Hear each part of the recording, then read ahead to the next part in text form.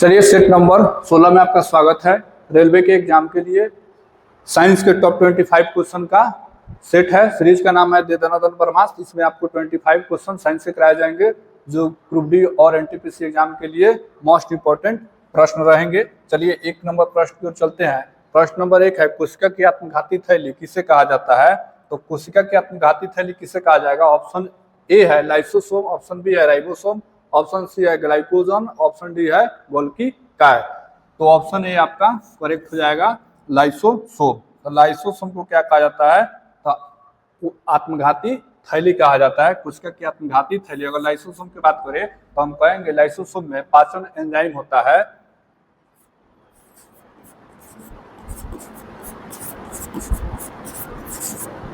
Lysosome में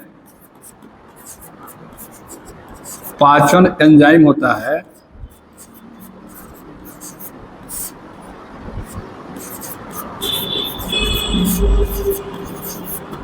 पाचन enzyme होता है जब कोशिका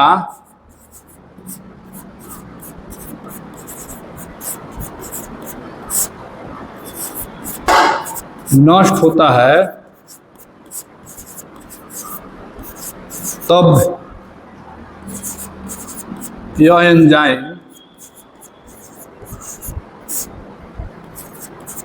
उसे पचा लेता है, इसलिए लाइसोसोम को कोशिका की आत्मघाती थैली कहा जाता है। अगर राइबोसोम की बात करें कहेंगे यह प्रोटीन के संश्लेषण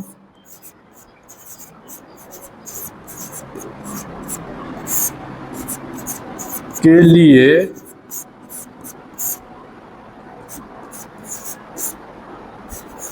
जिम्मेवार है। तो प्रोटीन का संश्लेषण कहाँ होगा? तो कहिएगा आप राइबोसोम में। चलिए 2 नंबर प्रश्न है, क्लोरोफिल में कौन सी धातु उपस्थित होती है?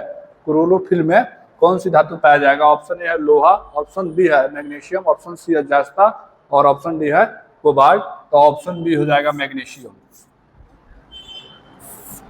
मैग्नीशियम क्लोरोफिल में उपस्थित धातु होता है। अगर मैग्नीशियम की बात करें तो मैग्नीशियम का एटॉमिक नंबर कितना होगा?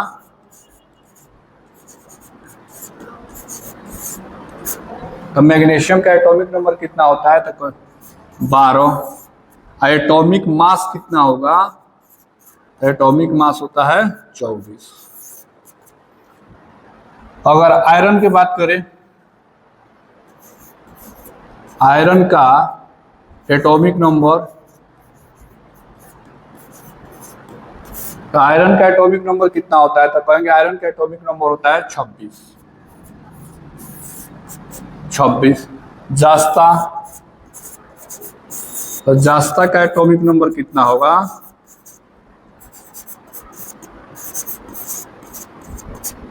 तो जस्ता के एटॉमिक नंबर पूछे तो कहिएगा आप 30 होता है जस्ता के एटॉमिक नंबर। अगर कोबाल्ट पूछे CO, कोबाल्ट के एटॉमिक नंबर कितना होगा? तो कहिएगा 27 यानी 27। तो इतना आपको याद होना चाहिए। चलिए 3 नंबर प्रश्न है, दूध का धवल रंग किसकी उपस्थिति के कारण होता है? ऑप्शन ए है लैक्टोज, ऑप्शन बी है एल्बुमिन, ऑप्शन सी है केरोटीन और ऑप्शन डी है कैसीन। तो ऑप्शन केसीन हो जाएगा। केसीन के कारण दूध का रंग उजला यानी धवल रंग का होता है। लैक्टोज दूध में पाया जाता है। एल्बुमिन क्या है? तो कहिएगा यह एक प्रोटीन है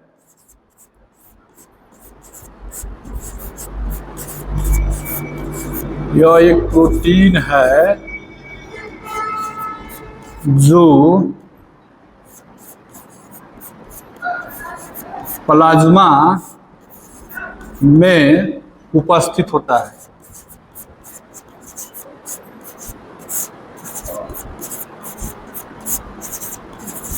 ठीक, अब इसका काम क्या था? कहेंगे यह मानव शरीर में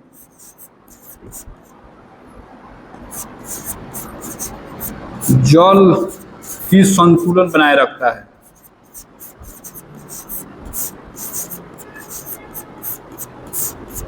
बनाए रखता है।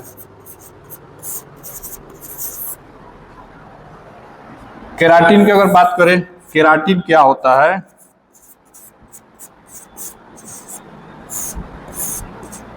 कहेंगे यह प्रोटीन है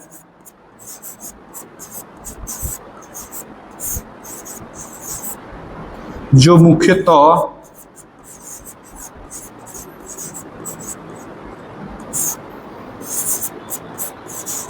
बाल एवं नाखून में पाया जाता है। बाल एवं नाखून में उपस्थित होता है। चलिए 4 नंबर प्रश्न, इंसुलिन किसके द्वारा उत्पादित होता है? ऑप्शन ए है पीयूष ग्रंथि, ऑप्शन बी है पित्ताशय, ऑप्शन सी है अंतः ग्रंथि और ऑप्शन डी है अग्नाशय। तो इंसुलिन कहाँ उत्पादित होगा? तो कहेंगे पैनक्रियाज में, यानी अग्नाशय के द्वारा।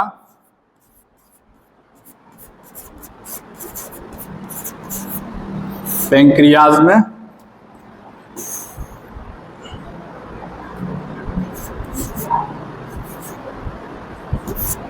तो ऑप्शन हो जाएगा आपका डी करेक्ट। अगर इंसुलिन की बात करें, इंसुलिन की कमी से मधुमेह बीमारी होता है।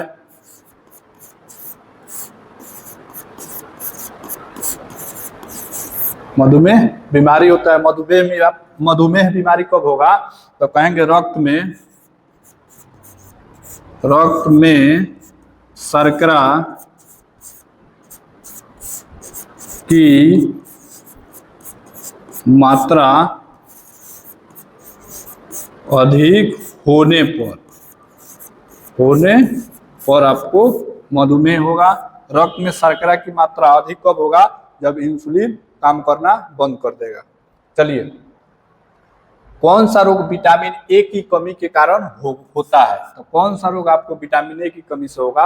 ऑप्शन ए है बालों का झड़ना, ऑप्शन बी है पेचिश, ऑप्शन सी है रतौंधी और ऑप्शन डी है बेरी।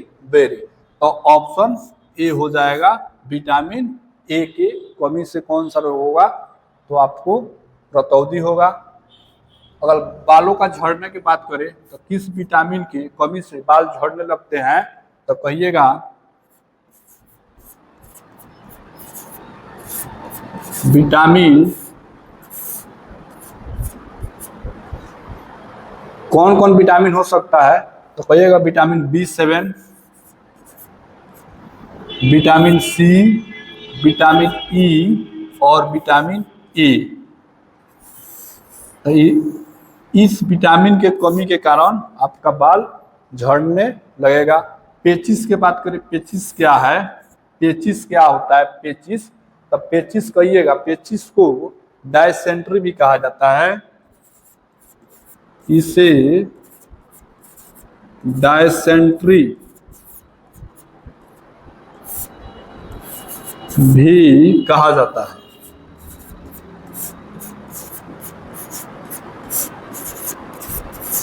ठीक है, तो पेचिश को डायसेंट्री के नाम से भी जाना जाता है।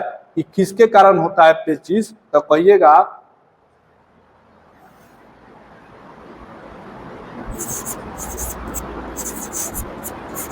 यह आंत संक्रमण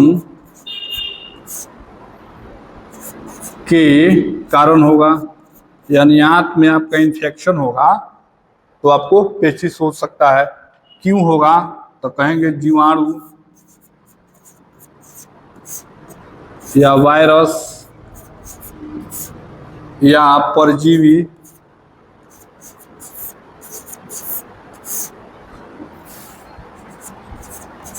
के कारण, दूषित भोजन या पानी का सेवन करने से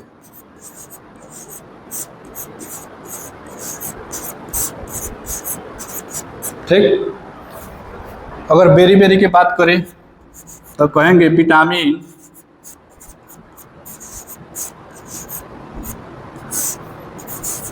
B1 की कमी से बेरी बेरी नामक बीमारी होता है। चलिए 6 नंबर, कौन हमारी आंखों में प्रवेश करने वाले प्रकाश की मात्रा को नियंत्रित करता है? ऑप्शन ए है दृष्टिपटल, ऑप्शन बी है पुतली, ऑप्शन सी है आइरिस, ऑप्शन डी है रेटिना। तो ऑप्शन सी आपका करेक्ट हो जाएगा, आइरिस। आइरिस का काम क्या है? तो जब आप प्रकाश से अंधेरे में जाइएगा तो दिखाई नहीं देता है कुछ सेकंड के लिए, ठीक है, तो उसको नियंत्रित करने का कौन काम करता है? तो आइरिस करता है। चलिए 7 नंबर प्रश्न है, पेड़ पौधों का खाना तैयार करने की प्रक्रिया क्या कहलाती है? ठीक है, तो पेड़ पौधों का खाना तैयार करने की प्रक्रिया को क्या कहेंगे? तो फोटोसिंथेसिस, ऑप्शन डी आपका करेक्ट हो जाएगा। अगर हम बात करें फोटोसिंथेटिक प्रक्रिया में क्या क्या उपस्थित होना चाहिए, क्या क्या उपस्थित होना चाहिए,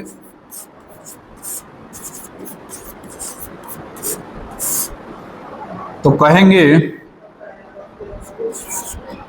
सूर्य का प्रकाश,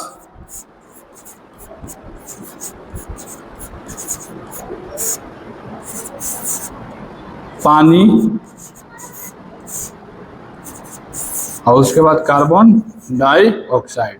तो ये 3 वो चीज जब उपस्थित होगा तो फोटोसिंथेसिस की क्रिया होने लगेगा, यानी खाना, पेड़ पौधों में खाना बनने लगेगा। चलिए 8 नंबर प्रश्न, एक भारी नाभिक के 2 हल्के नाभिक में टूटने की प्रक्रिया को क्या कहते हैं? तो ऑप्शन ए है नाभिकीय संलयन, ऑप्शन बी है नाभिकीय विखंडन, ऑप्शन बी है नाभिकीय विखंडन, ऑप्शन सी है द्रव्यमान क्षति और ऑप्शन डी है रेडियोएक्टिविटी विखंडन। तो आपका ऑप्शन हो जाएगा ऑप्शन बी नाभिकीय विखंडन। नाभिकीय विखंडन में क्या होता है? एक भारी नाभिक 2 हल्के नाभिक में टूट जाएगा तो उसको नाभिकीय विखंडन कहेंगे। और नाभिकीय संलयन इसके अपोजिट होता है, उसमें कहेंगे 2 हल्के नाभिक आपस में जुड़कर एक बड़े नाभिक का निर्माण करते हैं तो उसको नाभिकीय संलयन कहा जाता है। चलिए 9 नंबर प्रश्न है, श्वेत प्रकाश कणिका WBC का मुख्य कार्य क्या है? यानी श्वेत रक्त कणिका यानी WBC का मुख्य कार्य हमारे शरीर में क्या है? तो ये WBC क्या है? तो कहेंगे रक्त के प्रकार है। रक्त को अगर देखें तो एक RBC होता है, एक WBC होता है और एक प्लेटलेट होता है।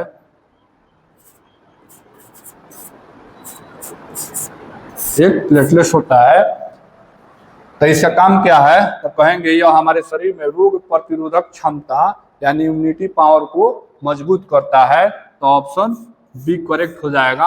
अगर आपके बॉडी में WBC ज्यादा मात्रा में नहीं बन रहा है यानी WBC की संख्या कम है तो आप बार बार बीमार होइएगा, बार बार आपको बुखार होगा, सर्दी होगा, खांसी जुकाम होगा, ठीक। तो WBC का काम क्या है? तो कहेंगे इम्यूनिटी पावर को मजबूत रखता है, आपको रोग प्रतिरोधक क्षमता को बढ़ाता है। चलिए 10 नंबर प्रश्न है, किसकी उपस्थिति के कारण रक्त का रंग लाल होता है यानी खून का रंग लाल क्यों होगा? तो ऑप्शन ए है प्लाज्मा के कारण, ऑप्शन बी है हीमोग्लोबिन के कारण, ऑप्शन सी है RBC के कारण और ऑप्शन डी है WBC के कारण। तो ऑप्शन बी आपका करेक्ट हो जाएगा, हीमोग्लोबिन के कारण। यानी हीमोग्लोबिन एक वर्णक है जो ब्लड में उपस्थित रहता है जिसके कारण खून जो है यानी रक्त लाल दिखाई देता है। अगर हम ब्लड की बात करें, ब्लड के, तो ब्लड में 55% क्या होता है? तो कहिएगा प्लाज्मा होता है और 45% क्या होता है? तो 45% में कहिएगा RBC होता है, WBC और प्लेटलेट।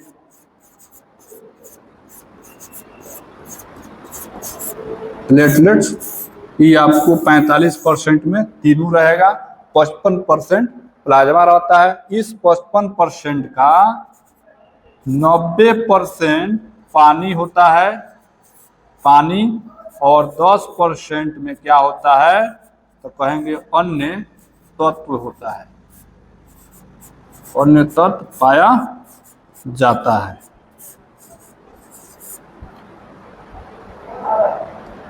यदि हम आरबीसी की बात करें, आरबीसी के जीवन काल पूछ लेता है, आरबीसी का जीवन काल कितना दिन का होता है तो कहिएगा 120 दिन का इसका जीवन काल होता है। कभी कभी पूछ लेता है कि आरबीसी का निर्माण कहाँ होगा तो कहिएगा बोन मैरो यानी अस्थि मज्जा में, अस्थि मज्जा में क्या होगा तो कहेंगे निर्माण होगा। और मृत्यु कहाँ होगा आरबीसी का तो कहिएगा प्लीहा में। ठीक, चलिए 11 नंबर प्रश्न है, मानव हृदय में कक्षों की संख्या कितनी होती है, यानी ह्यूमन बॉडी में का हृदय क कक्ष का होता है तो ऑप्शन ए है द्विकक्ष, ऑप्शन बी है 3 कक्षीय, ऑप्शन सी है 4 कक्षीय और ऑप्शन डी है 5 कक्षीय। तो मानव हृदय कितने कक्षों में होता है तो कहेंगे 4 कक्षों में बांटा होता है। चलिए आप लोग के लिए मोटिवेशन है जो आपको ऊर्जावान बनाएगा और आपके चेहरे पे मुस्कुराहट लाएगा। बेहतर से बेहतर की तलाश करो, बेहतर से बेहतर की तलाश करो, मिल जाए नदी तो समंदर की तलाश करो, टूट जाए शीशा पत्थर की चोट से, टूट जाए शीशा पत्थर की चोट से, टूट जाए पत्थर ऐसा शीशा तलाश करो। चलिए आप लोग के लिए मोटिवेशन है। चलिए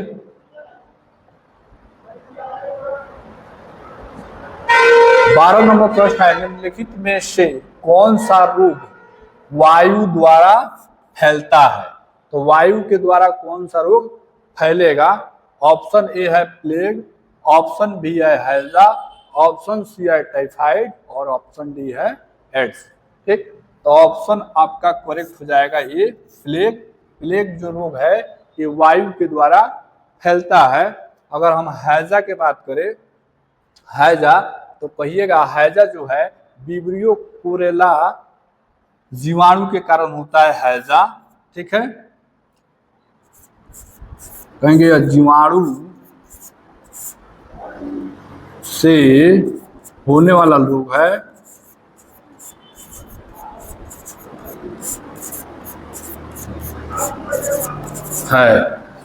होगा क्यों तो कहेंगे दूषित पानी या भोजन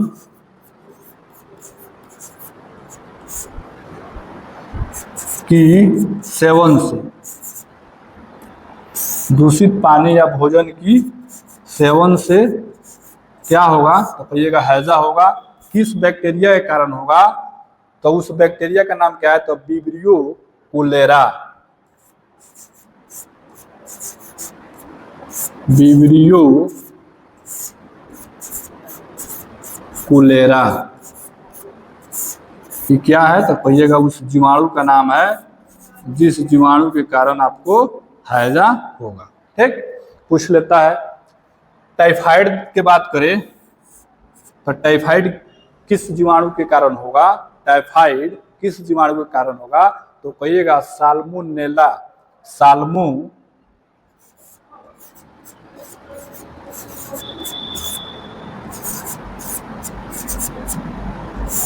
साल्मोनेला टाइफी जीवाणु के कारण।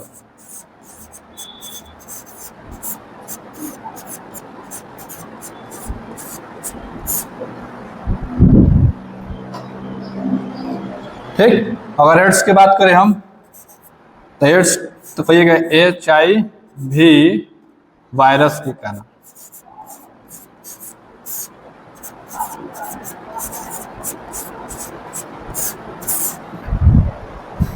चलिए 13 नंबर प्रश्न है, किस तत्व की उपस्थिति के कारण गाय के दूध का रंग हल्का सा पीला होता है। ठीक, तो अगर उजला पूछे तो केसिन, और पीला कोहरा है यहाँ पे, हल्का पीला होगा किसके कारण, तो कैरोटीन के कारण, ऑप्शन बी हो जाएगा। ठीक है, एल्बुमिन क्या है, तो कहिएगा ये प्लाज्मा में उपस्थित होता है एल्बुमिन। ठीक, अगर राइबोफ्लेविन की बात करें तो राइबोफ्लेविन विटामिन B2 का रासायनिक नाम है। रासायनिक नाम है। 14 नंबर प्रश्न देखें, निम्नलिखित में से किस विटामिन में कोबाल्ट पाया जाता है, यानी किस विटामिन में कोबाल्ट पाया जाएगा, तो ऑप्शन डी हो जाएगा विटामिन B12।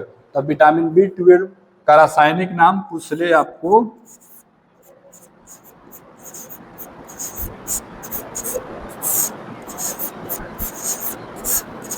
तो कहिएगा, याद रखिएगा कोबालामाइन।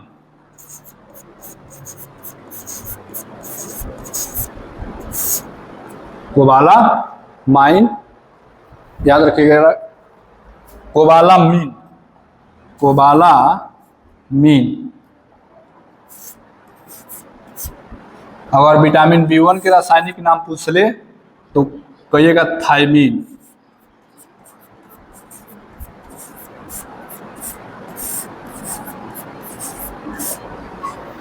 तो कौन क्या होगा, तो कहिएगा थायमीन।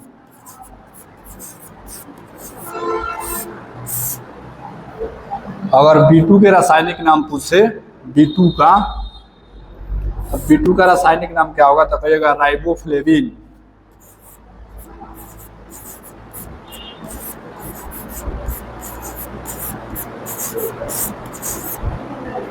तो राइबोफ्लेविन हो गया आपका B2 के रासायनिक नाम।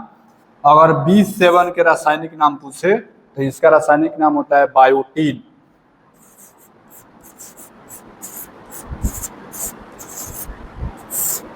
बायोटीन। चलिए नेक्स्ट प्रश्न, 15 नंबर प्रश्न है, किस तत्व की कमी के कारण आलू में ब्लैक हॉट रोग होता है। ब्लैक हॉट रोग जो है ये आलू में होता है, आलू सड़ने लगता है, तो किससे कमी के कारण होगा, तो कहेंगे ऑक्सीजन की कमी के कारण। जब आप आलू को स्टोरेज में रखिएगा, स्टोरेज कीजिएगा, अगर उसमें ऑक्सीजन की कमी आ गई तो उस आलू में ब्लैक हॉट रोग पकड़ लेगा, आलू सड़ने लगेगा। तो किसके कमी के कारण, तो कहेंगे ऑक्सीजन की कमी के कारण। चलिए 17 नंबर प्रश्न है, कौन भूमिगत जल को प्रदूषित करता है, यानी जो जमीन के अंदर निचली सतह में पानी है वो दूषित कैसे होता है। ठीक है, तो कह रहा है ऑप्शन ए जीवाणु के कारण, ऑप्शन बी शैवाल के कारण, ऑप्शन सी वायरस के कारण, और ऑप्शन डी है आर्सेनिक के कारण। तो हम कहेंगे आर्सेनिक के कारण। अगर आर्सेनिक की मात्रा अधिक है, ठीक, तो वो भूमिगत जल क्या है, दूषित जल है। ठीक है, 17 नंबर प्रश्न है, किसकी उपस्थिति के कारण गिरगिट रंग बदलता है। देखिए गिरगिट में क्या पाया जाता है, तो कहेंगे वर्णक लौक पाया जाता है, यानी वर्णी पिगमेंट पाया जाता है, जिसके कारण गिरगिट रंग बदलता है। तो ऑप्शन बी हो जाएगा आपका, वर्णी लौक के उपस्थिति के कारण गिरगिट अपना रंग बदलता है। 18 नंबर प्रश्न है, पादप वृद्धि हार्मोन जिब्रेलिन को किससे निकाला जाता है, यानी इसको किससे हम निकाल सकते हैं जिब्रेलिन हार्मोन को। ऑप्शन ए है कॉक के द्वारा, ऑप्शन बी है शैवाल के विषाणु के द्वारा, ऑप्शन सी है शैवाल के द्वारा, ऑप्शन डी है उपयुक्त। तो ये मुख्यतः कॉक से निकाला जाता है इसको। ठीक है, जिब्रेलिन को। और जिब्रेलिन एक कृत्रिम मेडिसिन भी आता है, इसको छिड़काव किया जाता है पादप यानी पौधे पर, उसके वृद्धि के लिए। मार्केट में जिब्रेलिन नाम से एक दवा भी आता है। ठीक है, चलिए अगर 19 नंबर की बात करें, 19 नंबर प्रश्न है, इंसुलिन क्या है। तो इंसुलिन क्या है, ऑप्शन ए है एंजाइम है, ऑप्शन बी है हार्मोन है, ऑप्शन सी है विटामिन है, और ऑप्शन डी है इनमें से कोई नहीं है। तो इंसुलिन क्या है, तो इंसुलिन एक हार्मोन है। ठीक है, अभी पीछे बताए थे कि इंसुलिन की कमी से मधुमेह बीमारी होगा। मधुमेह बीमारी क्यों होगा, तो बोलेंगे रक्त में शर्करा की मात्रा अधिक होने से मधुमेह बीमारी होगा। चलिए 20 नंबर प्रश्न है, प्रकाश संश्लेषण प्रक्रिया में सूर्य के प्रकाश का कौन सा रंग अधिक उपयुक्त होता है? तो जब भी प्रकाश संश्लेषण की प्रक्रिया होगा तो सूर्य के लाल और नीले रंग का अधिक प्रयोग होगा। कहाँ पे? तो फोटोसिंथेटिक प्रक्रिया में। ठीक है, तो यहाँ पे ऑप्शन देखिए, लाल भी है, नीला भी है, हरा भी है और बैगनी भी है। तो लाल और नीला दो है, दोनों का प्रयोग होता है। तो सबसे अधिक मात्रा में पूछ रहा है कौन उपयुक्त है, तो कहेंगे नीला। ऑप्शन बी आपका करेक्ट हो जाएगा। चलिए, मानव शरीर के किस अंग में लसिका कोशिका का निर्माण होता है, यानी लसिका कहाँ बनता है मानव शरीर में? ठीक है, तो ऑप्शन ए है यकृत में, ऑप्शन बी है अग्नाशय में, ऑप्शन सी है तिल्ली में, ऑप्शन डी है बोन मैरो यानी अस्थि मज्जा में। अस्थि मज्जा में, तो ऑप्शन आपका डी करेक्ट हो जाएगा, बोन मैरो में। चलिए 22 नंबर प्रश्न, मानव शरीर का सबसे व्यस्त अंग कौन सा है? मानव शरीर में सबसे व्यस्त अंग कौन सा है? तो ऑप्शन हो जाएगा आपका हृदय। ठीक है, सबसे व्यस्त अंग है मानव शरीर का हृदय। कहेंगे 1 मिनट में कितना बार धड़कता है? तो कहेंगे 72 बार प्रति मिनट की दर से, प्रति मिनट की दर से धड़कता है हमारा हृदय।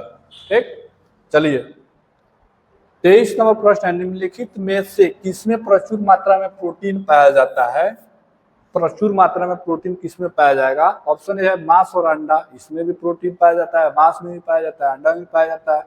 ऑप्शन बी है दूध और पत्तेदार सब्जी, दूध में भी प्रोटीन पाया जाता है, पत्तेदार हरी सब्जी में भी प्रोटीन पाया जाता है। ऑप्शन डी है सोयाबीन और मूंगफली।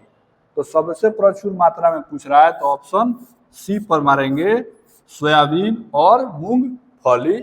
चलिए 24 नंबर प्रश्न देखिए, मानव शरीर की सबसे बड़ी हड्डी कौन सी है? तो मानव शरीर की सबसे बड़ी हड्डी पूछे तो कहिएगा ऑप्शन ए जांघ की हड्डी। उस हड्डी का नाम क्या है? तो कहिएगा फीमर। फीमर नाम है उस हड्डी का। अगर सबसे छोटी हड्डी के नाम पूछे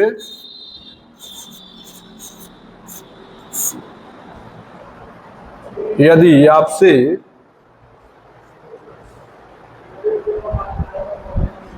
सबसे छोटी हड्डी का नाम पूछे, छोटी हड्डी का नाम, तो कहिएगा स्टेपिज।